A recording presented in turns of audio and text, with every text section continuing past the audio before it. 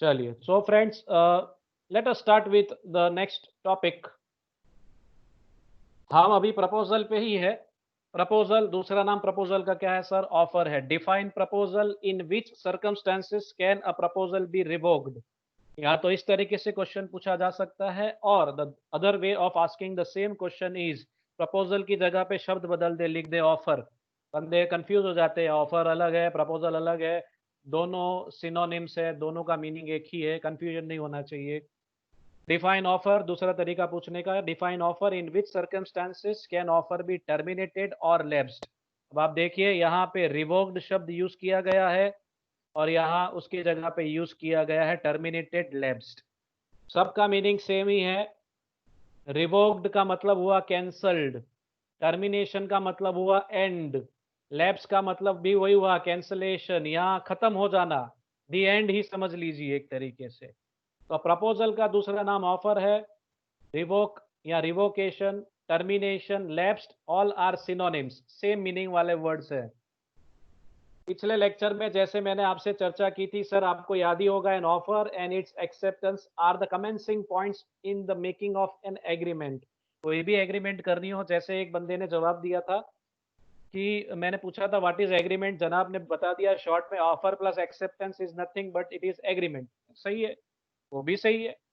In other words, this are the inceptions of every agreement. Offer and acceptance क्या है sir? Commencing point से, starting point से, इसी से शुरुआत होती है to conclude for a valid contract. लेकिन कॉन्ट्रैक्ट करने के लिए आपने सबसे पहले एग्रीमेंट करनी होती है, तो एग्रीमेंट करने के लिए हमारे कमेंसिंग पॉइंट्स क्या है सर? ऑफर एंड एक्सेप्टेंस, ये हमारे कमेंसिंग पॉइंट्स है, स्टार्टिंग पॉइंट्स है। There must be an offer made by one person and its acceptance must be done by the person to whom the offer is made. Offer and acceptance में होगा क्या sir? दो parties होगी, जिसमें से one party will make an offer, while the other person if he likes the offer he will try to accept that offer. तभी agreement बनेगी, और एग्रीमेंट फुलफिल भी, it will be converted into contract. अब पिछले lecture में हमने कोशिश की थी आपके साथ शेयर करने की, सर ऑफर या प्रपोजल की डेफिनेशन क्या है, दरखास्त अने प्रस्तावनी व्याख्या शू। वो हमने कोशिश की थी आपसे शेयर करने की, आपको समझाने की। सेक्शन 2 के हिसाब से डिफाइन किया गया है प्रपोजल और ऑफर की डेफिनेशन, सेक्शन 2A के हिसाब से रखा गया है इंडियन कॉन्ट्रैक्ट एक्ट के अंदर। आई होप आपको याद होगा, नहीं याद है तो मैं धीरे धीरे आपको याद करवा रहा हूँ। मैं स्टार्ट कर रहा हूँ, देखो। डेफिनेशन बाय हार्ट कैसे करनी है सर? उसके इंस्टॉलमेंट्स बना लीजिए, छोटे छोटे, छोटे छोटे टुकड़े कर दीजिए, तो डेफिनेशन एकदम इजी लगेगी आपको। ये एक कोशिश है मेरी आपको, कि आपके लिए, कि भाई आप इस तरीके से डेफिनेशन याद करें। Try to learn definition by making small small mini sentences, और you can say. Okay, let us see the definition of offer और प्रपोजल। क्या डेफिनेशन है sir? When one person signifies. अभी तक मैंने आगे पीपीटी ऑन नहीं की है, मुझे तो याद ही है डेफिनेशन की, आपको याद करनी है, बाय हार्ट करनी है। When one person signifies to another. आपको याद है इसके points? Valid essentials of valid offer. When one person signifies to another, हमने पॉइंट देखा था, offer must be communicated. Signifies का मीनिंग क्या होता है? कम्युनिकेटेड। ऑफर के जो हमने एसेंशियल्स देखे थे, इसी पॉइंट्स के बेसिस पे बना हुआ है। When one person signifies to another what? His willingness, his willingness। willingness के ऊपर हमारे पहले दो पॉइंट है, आपको याद हो तो। An offer must be capable of creating legal relation। आपका इंटेंशन क्या होना चाहिए? आपकी इच्छा क्या होनी चाहिए? कि दोनों के बीच में कॉन्ट्रैक्ट हो, लीगल रिलेशनशिप बिल्डअप हो। तो ये आपकी इच्छा है, विलिंगनेस है, डिजायर है, तभी तो कॉन्ट्रैक्ट की तरफ आप बढ़ोगे। नहीं तो कॉन्ट्रैक्ट नहीं हो पाएगा। आपकी इच्छा नहीं होगी तो कॉन्ट्रैक्ट कैसे होगा सर? ओके, सो एक ये बात हो गई। इसी के साथ साथ जुड़ा हुआ है, the offer must be certain and definite. Offer जो आप रख रहे हैं सर, और डेफिनेट होनी चाहिए, सर्टेन होनी चाहिए, फिक्स होनी चाहिए। एग्जैक्टली हमने करना क्या है ऑफर? ऑफर के अंदर आपने जो ऑफर रखी है, सामने वाले को समझ में आना चाहिए एग्जैक्टली उसे करना क्या है कॉन्ट्रैक्ट के अंदर। तो वो क्लियरिटी कहाँ से आएगी सर? आपकी विलिंगनेस में से पहले दो पॉइंट बन रहे हैं। एक पॉइंट कहाँ से बन रहा है? सिग्निफाइज से बन रहा है, कम्युनिकेट्स। टू डू और to abstain from doing anything, हमने देखा था कि ऑफर में बी पॉजिटिव और नेगेटिव, ऑफर में बी पॉजिटिव और नेगेटिव, वो यहां से आ रहा है, टू डू और to abstain from doing anything, कुछ करना पॉजिटिव बात हो गई, कुछ न करना, to abstain to stop from doing anything, कुछ न करना, सर ये नेगेटिव बात हो गई, यहां से पॉइंट्स बन रहे हैं सर। तीसरा पॉइंट जो हमने देखा था, तीसरा point, with view to obtaining the assent, आप ऑफर क्यों रख रहे हो, ऑफर क्यों रखी जा रही है सर, सामने वाले का एसेंट मिले, कंसेंट मिले, वो बंदा बोले कबूल है, मुझे आपकी ऑफर अच्छी लगी है, मैं आपकी ऑफर एक्सेप्ट कर रहा हूँ, एक्सेप्टेंस मिले हमें, उसका एसेंट मिले, कंसेंट मिले, इसीलिए तो हम ऑफर रख रहे हैं सर। तो तीसरा पॉइंट यहां से आया है सर। टू सच एक्ट और एब्सटिनेंस, आपको जो एसेंट चाहिए, कंसेंट चाहिए, वो किसके लिए चाहिए सर, यहाँ तो आपने पॉजिटिव एक्ट करना है उसके लिए चाहिए, यहाँ तो आपने कोई नेगेटिव एक्ट करना है उसके लिए चाहिए, यहाँ तो आप कुछ करना चाहते हैं उसके लिए आपको एसेंट चाहिए, यहाँ तो आप कुछ नहीं करना चाहते हैं उसके लिए एसेंट चाहिए, सामने वाले का परमिशन चाहिए, एक्सेप्टेंस चाहिए, इसीलिए तो ऑफर रखी है sir. He is said to make a proposal, तभी आप मानेंगे सर कि बंदे ने प्रपोजल रखी है। आपको फटाफट याद करवा दूं, हमने कौन कौन से पॉइंट्स देखे थे सर ऑफर के। पहला पॉइंट क्या था एसेंशियल्स ऑफ ऑफर का, number 1, an offer must be capable of creating legal relation, याद रखना है, नेक्स्ट लेक्चर में मैं आपको ये पॉइंट्स पूछूंगा। नंबर 2 क्या था, offer must be definite, the terms of the offer must be definite and certain. तीसरा क्या था, offer must be made with view to obtaining the assent, सामने वाले की एसेंट लेनी है, एक्सेप्टेंस लेनी है, कंसेंट लेनी है, इसीलिए ऑफर रखी, ऐसी ऑफर रखनी है आपने। चौथा पॉइंट क्या है सर, टाइप्स ऑफ ऑफर के हिसाब से था चौथा पॉइंट, ऑफर में be oral, may be written और may be made by conduct, याद होगा आपको, ऑफर में बी जनरल और ऑफर में बी स्पेसिफिक, ऑफर में बी पॉजिटिव, ऑफर में बी नेगेटिव, या ऑफर मस्ट बी कम्युनिकेटेड।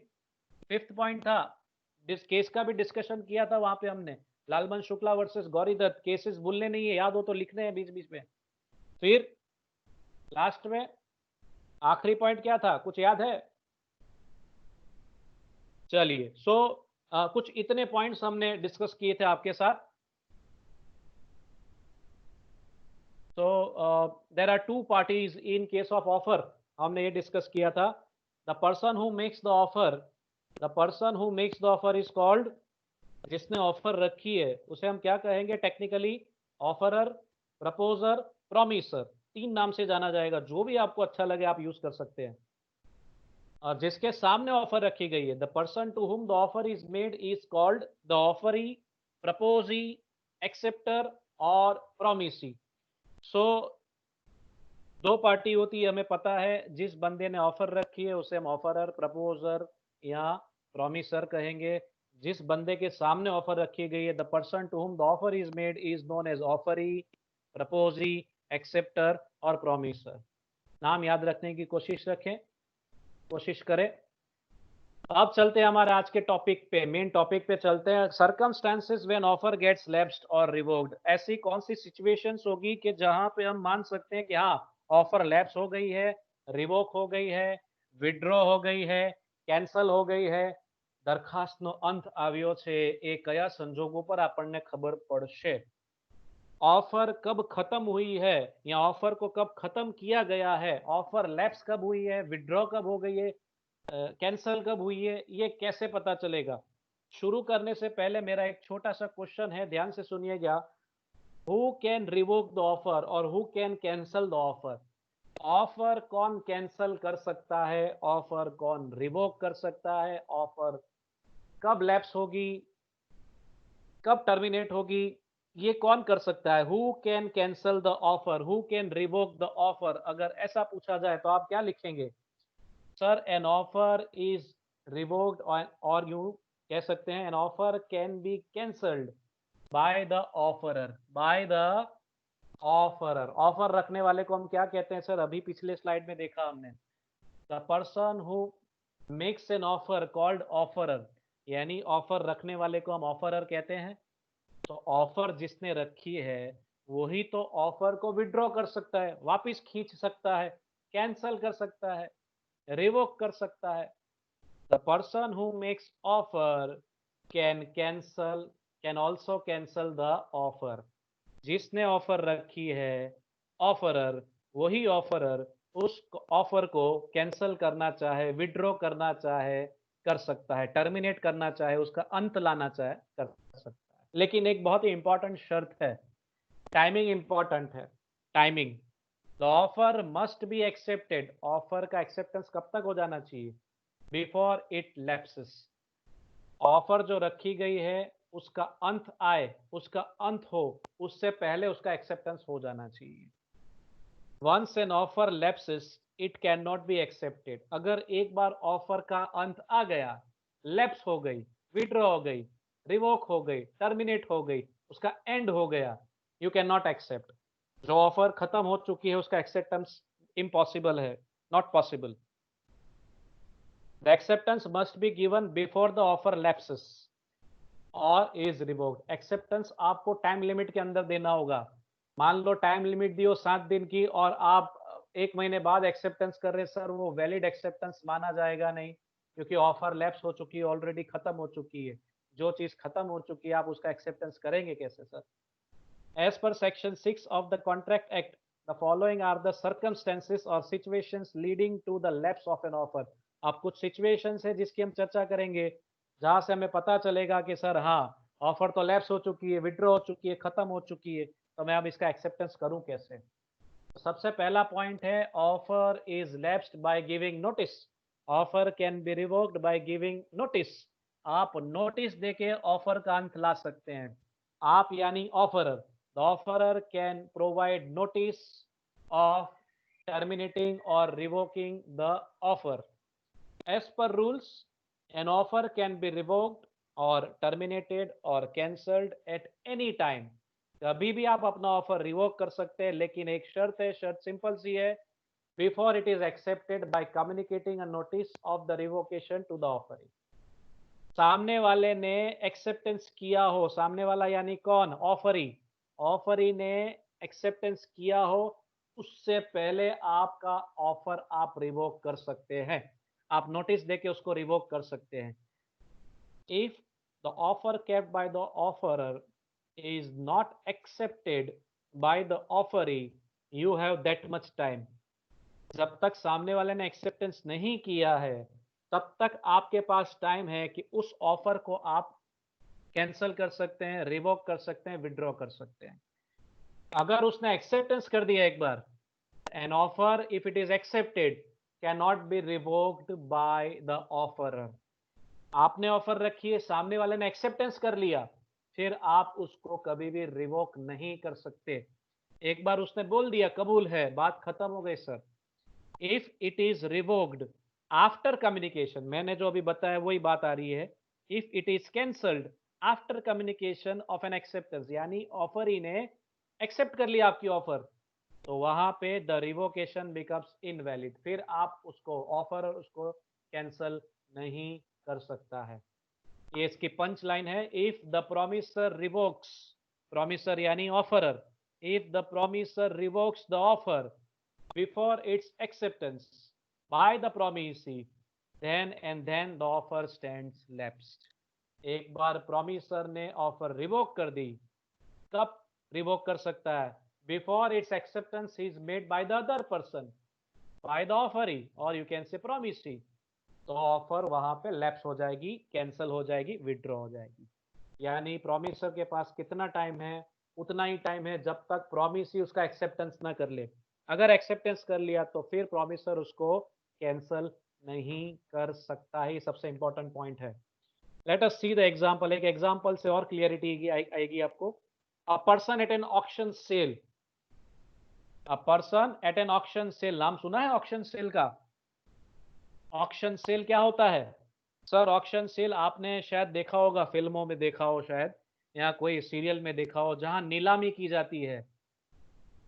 नीलामी, a person at an auction sale who makes the highest bid if he withdraws the bid to buy before the fall of the hammer। आपने देखा ही होगा, शायद फिल्मों में देखा हो कि एक बंगले की नीलामी की जा रही है, ऑक्शन सेल किया जा रहा हो, तो वहां से वहां कुछ 20-25 लोग बैठे होंगे और यहाँ पे ऑक्शनर जो बंगले को सेल करने के लिए खड़ा होगा एक, तो वो सर अपना ऑक्शन सेल वहां से शुरू करवाएगा। मान लीजिए वो कह रहा है कि अगली आपने ऑक्शन के लिए बिड स्टार्ट करनी है, हम बिड स्टार्ट कर रहे हैं फ्रॉम 80 लैक्स, तो 80 लाख से आगे बोली लगाई जाएगी, बिड लगाई जाएगी, बोली यानी बिड। तो 80 लाख से स्टार्ट हो रहा है, एक मिस्टर एक्स खड़ा हो रहा है, बोल रहा है 85 लैक्स, मिस्टर वाई खड़ा हो रहा है, कह रहा है 90 लैक्स, मिस्टर जेड खड़ा हो रहा है, कह रहा है 1 करोड़। 1 करोड़ के बाद कोई आगे बोल नहीं रहा है, तो 1 करोड़ क्या माना जाएगा सर? हाईएस्ट बीड। क्या माना जाएगा? हाईएस्ट बीड। अब ये 1 करोड़ जो बंदा बोल रहा है, 1 करोड़ का मतलब क्या हो गया sir? He makes an offer to purchase that bungalow for 1 crore rupees. ये ऑफर हो गई, क्या हो गई? ऑफर। ये बंदे ने ऑफर रखी है, मिस्टर जेड ने, मिस्टर जेड ऑफरर है, मिस्टर जेड ऑफरर है, he can withdraw his offer. वो इस ऑफर को कैंसल कर सकता है, उसके पास कैंसल करने का वक्त कितना है? 5 से 10 सेकंड सिर्फ। 5 से 10 सेकंड का मतलब जब तक फॉल ऑफ हैमर ना हो जाए, 3 बार हथौड़ा गिर ना जाए, तब तक का समय है उसके पास कि वो ऑफर विड्रॉ कर सकता है। If he withdraws the bid to buy before the fall of the hammer, means वो हथौड़ा यानी कि हैमर का उपयोग करेगा ऑक्शनर। कैसे? 1 करोड़ 1, 1 करोड़ 2, और बीच में अगर ऑफर रोक दे, रुक जाओ रुक जाओ रुक जाओ, stop stop stop, I withdraw my offer of 1 crore, वहां पे ही वो अपना ऑफर कैंसिल कर सकता है। कैसे? By giving the notice. Notice दे रहा है कि मैंने जो ऑफर रखी थी मैं विड्रॉ कर रहा हूं, आई want to cancel my offer. कितना समय है उसके पास? जब तक फॉल ऑफ हैमर ना हो जाए उतना ही समय है। इसलिए फॉल ऑफ हैमर से पहले ही आप अपना ऑफर विड्रॉ करना चाहे तो कर सकते हैं। एक बार 3 बार हैमर गिर गया, then he can not cancel the offer. Acceptance हो गया है आपके ऑफर का। The offer has been revoked before its acceptance. अगर ऐसा हो जाए, there is no concluding contract. अगर आपने अपना ऑफर कैंसिल कर दिया, रिवोक कर दिया, विड्रॉ कर लिया before its acceptance, then there is no contract. तो पहला पॉइंट हमने डिस्कस किया बाय नोटिस। दूसरे पॉइंट पे चलते हैं, by lapse of time. KBC देखते हैं हम, केबीसी। अमिताभ बच्चन जब बीच में आते हैं तब कहते हैं, ओहो हो, लास्ट में खास करके हूटर बज गया। लैप्स ऑफ टाइम, हमारे इस सेशन का भी लैप्स ऑफ टाइम कब होगा? आज 11 बजे होगा। तो समय समाप्त होने के कारण भी आपका ऑफर ऑटोमेटिकली रिवोक हो जाता है, कैंसिल हो जाता है, विड्रॉ हो जाता है। दो तरीके से होता है lapse of time. By lapse of prescribe time. Prescribe time यानी समय समय दे दिया जाता है, फिक्स टाइम दे दिया जाता है। जैसे अप्लाई विद इन 7 डेज। कोई पोस्ट होती है तो पोस्ट के अंदर लिखा जाता है कि 7 दिन में आप अप्लाई कर सकते हैं। 8वें दिन क्या हो जाएगा? The offer is cancelled due to what? Due to lapse of time. Time limit जो दी थी वो समाप्त हो चुकी है, समय समाप्ति की घोषणा हो चुकी है। 8वें दिन वो ऑफर लैप्स हो जाएगा, ऑटोमेटिकली लैप्स हो जाएगा। वहां कोई कम्युनिकेशन करने की भी जरूरत नहीं पड़ेगी 8वें दिन। अगर 7 दिन की लिमिट ऑफर रखते वक्त ही दे दी है, 7 दिन जैसे ही कंप्लीट होंगे, 7 days as and when it is completed, the offer gets automatically cancelled, revoked. By lapse of reasonable time. पहला था prescribed time. Lapse of time के अंदर क्या है? पहला by lapse of prescribed time, time limit दे दी हो तो। दूसरा है by lapse of reasonable time, time limit ना दी हो, हमें पता ही नहीं है कि हमें ऑफर कब तक एक्सेप्ट करना है। पहले वाले में मैंने कहा आपको 7 दिन का लिमिट दिया है, लेकिन दूसरे वाले में लिमिट ही नहीं दिया है, तो हमें कैसे पता चलेगा कि हमें कितने टाइम के अंदर एक्सेप्टेंस करना है उस ऑफर का? तो वहां पे रूल क्या कहता है? If no prescribe time limit is given, then the promisee must communicate the acceptance within reasonable time limit। Reasonable time limit के अंदर आपने एक्सेप्टेंस करना बहुत जरूरी है। વ્યાજબી સમયની અંદર તમારે એ દરખાસ્તનો સ્વીકાર કરવો જોઈએ જો समय દર્શાવવામાં આવ્યો ન હોય तो। अदरवाइज नहीं तो क्या हो जाएगा सर? Proposal gets revoked. वहां पे आपका ऑफर रिवोक माना जाएगा अगर आप रीजनेबल टाइम में एक्सेप्टेंस नहीं करते हैं तो। अब what is reasonable time? Reasonable time क्या होगा sir? Depends on the circumstances और सिचुएशन ऑफ ईच केस। हर केस में अलग अलग टाइम लिमिट होगी, सबकी टाइम लिमिट एक जैसी नहीं होगी। डिफरेंट होगी, सिचुएशन पे डिपेंड करता है, केस पे डिपेंड करता है। एक एग्जांपल से ज्यादा क्लियरिटी आएगी। एक केस है Ramsgate Victoria hotel company versus Montefiore. यहाँ केस की डिटेल देखते हैं। एम यानी Montefiore offer to buy shares of a company on 8 June. M ने ऑफर रखी है, क्या ऑफर रखी है? कंपनी के सामने ऑफर रखी 8 जून को। वो ऑफर रख रहा है that he is interested to buy the share of this company. Ramsgate hotel Victoria hotel company के शेयर्स परचेज करना चाहता है। Company informed him about the allotment on 23 November. ओहो, बंदे ने ऑफर कब रखी है? जून के महीने में। कंपनी ने एक्सेप्टेंस कब किया? नवंबर के महीने में। क्या ये रीजनेबल टाइम हुआ sir? No sir, it is not a reasonable time.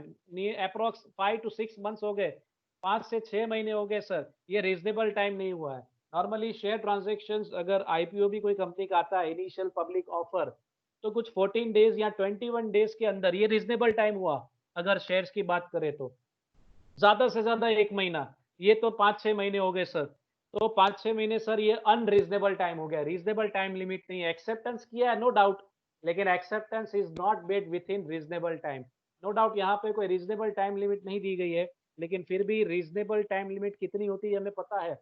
Market trend के हिसाब से, कस्टम्स और ट्रेड के हिसाब से ज्यादा 1 महीना। तो यहाँ पे सर क्या होगा? M refuse to accept the shares. M ने क्या किया? भाई अब मुझे शेयर नहीं चाहिए, 5-6 महीने हो गए, अब आपके शेयर्स खरीद के मैं क्या करूंगा? I don't want to purchase now your shares. उसने ये ऑफर रिफ्यूज कर दी, रिजेक्ट कर दी। केस कर दिया कंपनी ने, Ramsgate Victoria hotel company ने मॉन्टेफेयर पे केस कर दिया कि आपने हमारा ऑफर क्यों एक्सेप्ट नहीं किया। मीन्स आप, हमने जो आपको शेयर्स दिए क्यों एक्सेप्ट नहीं किए। It was held that M's offer to buy shares had lapsed because it was not accepted within a reasonable time। Reasonable time में एक्सेप्टेंस नहीं हुआ, इसलिए उसने, एम ने जो किया, मॉन्टेफेयर ने जो किया, वो सही है, गलत नहीं है। अब आते हैं sir, by failure to fulfil pre condition. Acceptance offer रखते वक्त हो सकता है कोई प्री कंडीशन रखी जाए, पूर्व शर्त मुकवामा आवे। अब जो प्री कंडीशन रखी गई है, अगर उसमें फेलियर हो जाए, वो प्री कंडीशन अगर एक्सेप्टर ऑफर ही फुलफिल न करे, तो सर वहां पे ऑफर लैप्स्ड हो जाएगा, रिवोक्ड हो जाएगा। ऑफर रखते वक्त कोई शर्त रखी हो तो वो शर्त आपने पूरी करनी है। अगर वो शर्त आपने पूरी नहीं की है तो वो ऑफर वैलिड माना जाएगा नहीं, वो लैप्स हो जाएगा। कंडीशन पूरी करनी जरूरी होगी अगर कंडीशन रखी जाती है। ऑफर रखते वक्त आप कंडीशन रखना चाहें, offeror can make a condition also, can put a condition also. देखते हैं, when there is a condition in the offer which must be fulfilled before the acceptance of the offer. कोई condition रखी गई है तो वो कंडीशन फुलफिल कर देनी है, एक्सेप्टेंस से पहले फुलफिल करनी है, एक्सेप्टेंस करने के बाद नहीं करनी है, कंडीशन पहले पूरी करनी है। एडवांस पेमेंट की कंडीशन हो तो आपने पहले पूरी करनी है, फिर ही एक्सेप्टेंस वैलिड माना जाएगा। The offer lapses if the acceptance is given without fulfilling that condition. Offer lapse मानी जाएगी, ऑफर कैंसल मानी जाएगी अगर आपने वो कंडीशन फुलफिल नहीं की है। तो पहले आपने कंडीशन फुलफिल करनी है, फिर एक्सेप्टेंस वैलिड माना जाएगा, फिर ही ऑफर भी वैलिड माना जाएगा। एग्जांपल देखते हैं। Rana offer to sell his TVS Jupiter to Desai for rupees 22,000 subject to the condition that Desai should pay rupees 8,000 within 3 days। Mister Rana जो ऑफरर है, ऑफरर क्या कर रहे हैं सर? टीवीएस जुपिटर सेल करने की ऑफर रख रहे हैं देसाई के साथ। 22,000 की प्राइस रखी हुई है, कंडीशन रख दी है देसाई के सामने। क्या कंडीशन रखी है? 8,000 आपने पहले 3 दिन में देने हैं, फिर ही आपका एक्सेप्टेंस में वैलिड मानूंगा। कम से कम एडवांस पेमेंट आपने 3 दिन में 8,000 का एडवांस पेमेंट कर देना है। एडवांस पेमेंट की प्री कंडीशन हो गई, पूर्व शर्त हो गई। अगर आपने ये फुलफिल नहीं की तो ऑफर क्या हो जाएगा सर? लैप्स हो जाएगा। तो देसाई ने ऐसा ही किया, Desai accepted the offer, acceptance किया, बट ही डिड नॉट पे द मनी, पेमेंट नहीं किया। 3 दिन के अंदर जो उसको पेमेंट करना था सर, वो उसने फुलफिल नहीं किया। तो यहाँ क्या हो जाएगा sir? Offer gets revoked, cancelled हो जाएगी, ऑफर वैलिड मानी जाएगी नहीं। चलिए अब पॉइंट आ रहा है सर, बाय डेथ और इंसैनिटी। बाय डेथ और इंसैनिटी की बात हो रही है सर। डेथ, जिसके सामने ऑफर रखी गई हो या जिसने ऑफर रखी गई हो बंदा ही न रहे तो the person who makes the offer, the offeror, either he is dead और ही बिकम्स इनसेन। तो क्या हो जाएगा sir? The offer gets lapsed. जिस बंदे ने ऑफर रखी है अगर उसकी डेथ हो जाए, ही इज नो मोर, या वो इनसेन हो जाए, इनसेन यानी the person who is known as, who is mentally not sound, he is of unsound mind, तो उस सिचुएशन में क्या होगा सर? एक्सेप्टेंस पॉसिबल है। ऑफरर ने ऑफर रखी है लेकिन ऑफरर ही अब नहीं रहा है, he is dead, then in that situation क्या होगा sir? The offer gets lapsed. Acceptance किसके सामने करेंगे? ऑफर ही एक्सेप्टेंस करना चाहता है तो किसके सामने जाके करेगा? उसके पीछे पीछे ऊपर जाएगा, ऊपर भगवान के द्वार में, गॉड के पास जाएगा? No sir, it is not possible. So an offer lapses by the death or insanity of an offerer if such fact comes to the knowledge of the acceptor before he makes his acceptance. Before शब्द important है। Lapse कब माना जाएगा? Offer gets lapsed with the death or insanity of the offerer, condition रखी, if such fact comes to the knowledge of the acceptor. Acceptor को भी पता चलना चाहिए कि जिसने ऑफर रखी है he is no more before he makes his acceptance.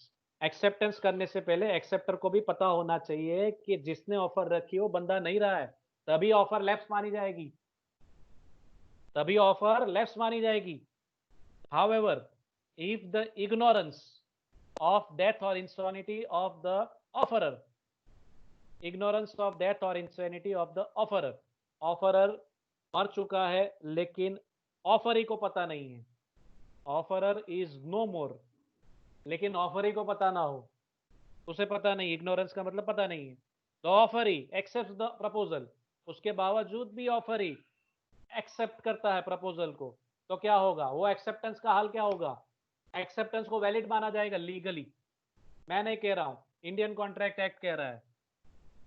कौन कह रहा है? Indian contract act. एक्सेप्टर को पता नहीं है, एक्सेप्टर, हेलो, एक्सेप्टर को पता नहीं है और फिर भी अगर वो एक्सेप्टेंस कर देता है ऑफर का, एक्सेप्टर को पता नहीं है, and then also he makes the acceptance of the offer about the reality of death of offeror, तो वो ऑफर लेस मानी जाएगी एज पर रूल। लेकिन अगर इग्नोरेंस है, पता नहीं है एक्सेप्टर को, ऑफर ही को, और फिर भी वो एक्सेप्टेंस कर रहा है ऑफर का, तो वो एक्सेप्टेंस को वैलिड माना गया है हमारे इंडियन कॉन्ट्रैक्ट, इंडियन लॉ के हिसाब से, इंडियन कॉन्ट्रैक्ट एक्ट के हिसाब से। इंग्लिश लॉ क्या कह रहा है? इंग्लैंड का लॉ क्या कह रहा है? If either of the party dies, offeror मर जाए, ऑफर ही मर जाए, बिफोर एक्सेप्टेंस, एक्सेप्टेंस से पहले, the offer comes to an end automatically, the offer comes to an end automatically. दोनों में से कोई भी पार्टी मर जाए, यहां सिर्फ एक की डेथ की बात की जा रही है, ऑफरर की। ऑफरर को अगर कुछ हो जाए और एक्सेप्टेंस किया जा रहा है, एक्सेप्टर एक्सेप्टेंस कर रहे हैं, तो सर वहां पे वो लैप्स माना जाएगा। लेकिन इंग्लिश लॉ में अगर आइदर ऑफ द पार्टी की डेथ हो जाती है सर, तो वहां पे वो ऑफर ऑटोमेटिकली एंड हो जाता है उस ऑफर का। Please switch off your mic, disturbance हो रहा है। हेलो, हाँ। By rejection of offer, rejection क्या होता है? What is rejection? इनकार करना, मना करना। An offer is said to be rejected if the offeree expressly rejects it or accepts it subject to certain conditions. An offer is said to be rejected. Offer कब rejected माना जाएगा? कब आप offer को इनकार कर रहे हो एक्सेप्ट करने से?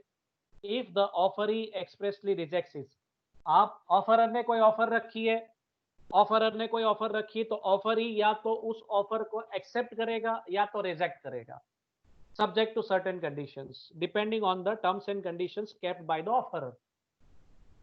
आपके सामने अगर कोई ऑफर रखी जा रही है तो एज एन एक्सेप्टर आप क्या करोगे? या तो आप उसको एक्सेप्ट करोगे या तो आप उसको रिजेक्ट करोगे। एक्सेप्ट कर लेते हो तो वो एग्रीमेंट बन जाएगा, लीगल ऑब्लिगेशन क्रिएट हो जाती है तो कॉन्ट्रैक्ट में तब्दील हो जाएगा। लेकिन अगर आप रिजेक्ट करते हो तो सिचुएशन क्या बनेगी? तो एक इंपॉर्टेंट स्टेटमेंट बनता है sir, once an offer is rejected, once an offer is rejected it can not be revived subsequently. एक बार अगर आपने ऑफर रिजेक्ट कर दी, it can not be revived subsequently. बाद में आप उसका एक्सेप्टेंस फ्यूचर में कभी भी नहीं कर सकते। You can not accept the offer once you have cancelled it, rejected it.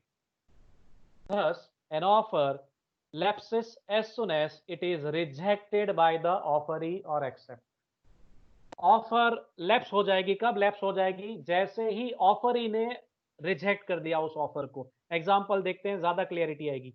JK offers to sell his bike to SK for ₹25,000। SK denies the offer. SK को ये ऑफर अच्छी नहीं लगती है, एसके मना करता है, तेरी ऑफर मुझे पसंद नहीं है, sorry. But later on he changes his mind and accepts the offer. लेकिन बाद में वो कहता है, यार तेरी ऑफर अच्छी थी, तेरी बाइक मुझे अब खरीदनी है। पहले मना करता है, इनकार करता है, हो सकता है 1-2 दिन बाद कहता है, I have change my mind, I want to accept the offer which you have kept. मैं तेरी बाइक 25,000 में अब खरीदना चाहता हूँ। अब जेके क्या करेगा? JK is not bound to accept SK acceptance. JK यानी ऑफर, और ऑफरर के हाथ में, अब वो चाहे तो एक्सेप्टेंस कर सकता है, वो चाहे तो रिजेक्ट कर सकता है। तो मीन्स लॉ क्या कहता है? लॉ कह रहा है original rejection of the offer. एक बार आपने जो ओरिजिनल ऑफर आपके सामने रखा गया था उसका आप रिजेक्शन कर दे रहे हो, it is not a contract concluded, उसे हम कॉन्ट्रैक्ट नहीं मान सकते। एक बार अगर आपने इनकार कर दिया ऑफर के बारे में, उसका एक्सेप्टेंस आप फ्यूचर में कभी भी नहीं कर सकते, लॉ मना कर रहा है। लेकिन नॉर्मली हम क्या करते हैं, 3-4 दिन भी अगर आपका फ्रेंड आ जाए कि वो 25,000 में तू बाइक बेचना चाहता था ना, पहले मैं मना कर रहा था, अब मैं खरीदना चाहता हूँ, तो हम नॉर्मली चला लेते हैं, ठीक है ले जा 25,000 दे दे। लेकिन लॉ क्या कह रहा है? Once an offer is rejected, एक बार अगर आपने ऑफर रिजेक्ट कर दी, it can not be accepted in future, it can not be revived later on. Next point, by counter offer. Counter offer generally हम करते ही हैं सर। काउंटर ऑफर का मतलब क्या है? आपके सामने एक ऑफर रखी है और उस ऑफर के सामने आप दूसरी ऑफर रख रहे हो। Counter offer means what? Making a fresh offer instead of accepting the original offer. आपके सामने जो ऑफर रखी है उसके सामने आप दूसरी ऑफर रख रहे हो, ऑफर के against other offer. Means a counter offer amounts to the rejection or refusal of the original offer. Rejection चीज अलग हो गई और काउंटर ऑफर चीज अलग हो गई। रिजेक्शन यानी आप उसको इनकार कर रहे हो, आप परचेस ही नहीं करना चाहते हो। काउंटर ऑफर का मतलब क्या है? आपके सामने जो ऑफर रखी है उस ऑफर के सामने आप दूसरी ऑफर रख रहे हो। Counter offer means making a new offer, fresh offer instead of the old offer और instead of accepting the original offer. When the counter offer is made, the original offer stands lapsed. जैसे ही आप counter offer रख रहे हो यानी नई offer रख रहे हो, फ्रेश ऑफर रख रहे हो, तो क्या हो जाएगा? पुरानी offer, original offer, old offer gets lapsed. नवी मूको तो જૂનીનો અંત આવી જાય, નવી દરખાસ્ત મૂકો તો જૂની દરખાસ્તનો અંત આવી જશે, આપોઆપ લેપ્સ થઈ જશે, કેન્સલ થઈ જશે। एग्जाम्पल देखते हैं। Rana offer to sell his computer to Maharana for ₹11,000। Rana ने ऑफर रखा है, वो अपना कंप्यूटर महाराणा को 11,000 में बेचना चाहता है। ये ओ क्या है? ओरिजिनल ऑफर है 11,000 रुपए की। यहाँ ऑफरर कौन है? राणा। ऑफरी कौन है? Maharana. Maharana reply to buy it for ₹7,000। देखिए, महाराणा को ये ऑफर अच्छी नहीं लगी, 11,000 नहीं, मैं 11,000 नहीं दूंगा तेरे कंप्यूटर के। हम बार्गेनिंग करते हैं ना, नेगोशिएशन करते हैं ना, वही बात है। महाराणा क्या कहता है?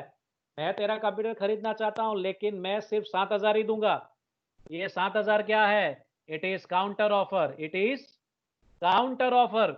ओरिजिनल ऑफर 11,000 की थी, उसके सामने आपने 7,000 की काउंटर ऑफर रख दी है। This is the counter offer against the original offer. Friends please unmute your self, mute your self please. हाँ, तो 7,000 की ये जो काउंटर ऑफर है ओरिजिनल ऑफर के सामने रखी गई है। यहाँ अब जो 7,000 की ऑफर रखी गई है वो महाराणा ने रखा है, यहाँ महाराणा क्या बन जाएगा, सिचुएशन उल्टी हो जाएगी। Now Maharana is offerer and Rana is offeree.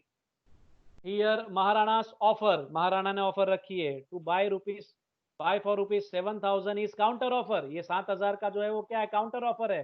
Maharana offeror हो गया and terminates the original offer of Rana. Rana का जो ओरिजिनल ऑफर है 11,000 में जो वो कंप्यूटर बेचना चाह रहा है उसका अंत आ जाएगा। As soon as Maharana puts a counter offer of 7,000, old offer gets lapsed. If later on Maharana wants to buy the computer for rupees 11,000, it will be a fresh offer. 7,000 की जो आप काउंटर ऑफर रख रहे हैं महाराणा, वो राणा चाहे तो accept कर सकता है, चाहे तो रिजेक्ट कर सकता है। अगर रिजेक्ट कर देता है तो अब फ्यूचर में महाराणा क्या करेगा, 11,000 में नई ऑफर रखेगा। तीन तीन ऑफर हो रही है, Rana to Maharana original offer, Maharana to Rana counter offer, ये दोनों कैंसिल हो गई। फिर महाराणा वापस ऑफर रखेगा, ठीक है 11,000 में तेरा कंप्यूटर लेना चाहता हूँ, दे दे मुझे। तो वो बन जाएगा original offer, fresh offer, new offer, वो नया ऑफर बन जाएगा। लेकिन यहाँ ऑफरर वापिस महाराणा होगा, राणा नहीं।